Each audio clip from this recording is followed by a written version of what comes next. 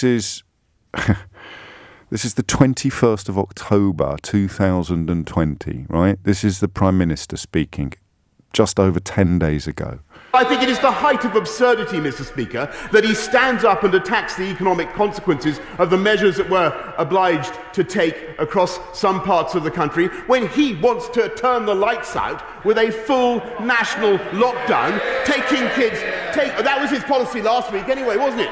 Perhaps he could confirm that's still his policy. Is that what he wants to do? And, of course, rather than saying from the start, well, maybe we should all pull together, maybe don't use this as an attempt to bite chunks out of it. A week before that, on the 14th of October, he had this to say. Mr. Speaker, the plan is the plan that the right honourable gentleman supported on Monday. And the whole point, Mr. Speaker, is to seize this moment now to avoid the misery of another national lockdown into which he wants to go headlong by delivering a regional solution. And, Mr. Speaker, opportunism is, I'm afraid, the name of the game for the party opposite, because they backed the rule of six, or he backed the rule of six, and then refused to vote for it. I think at 3 o'clock, Mr. Speaker, the Shadow Health spokesman said that a national lockdown would be disastrous. At 5 o'clock, he was calling for it, Mr. Speaker.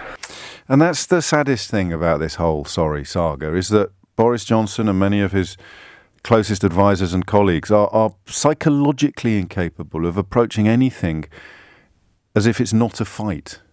You know, he has to sort of try and bite chunks out of Keir Starmer. Who does that help? Who does that keep alive? Who does that keep safe?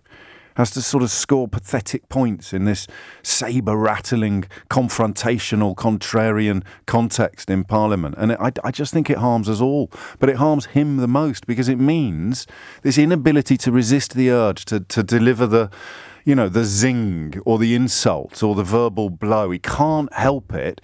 And then 10 days later, he's got to undertake a complete reverse ferret. And he's psychologically incapable of admitting that he's done anything wrong. So he ends up doing what he described as absurd while also pretending that he hasn't done anything wrong. And that's why we go into this one. Well, I do at least. And if you've been listening to me since the beginning of the last one, you'll know that some of you think for far too long, clung on to the defences that better late than never. You know, just because they got it wrong yesterday doesn't mean they'll get it wrong tomorrow. We all have to hope that he gets it right. I'm running out of hope. I don't think he could have got it much more wrong than this.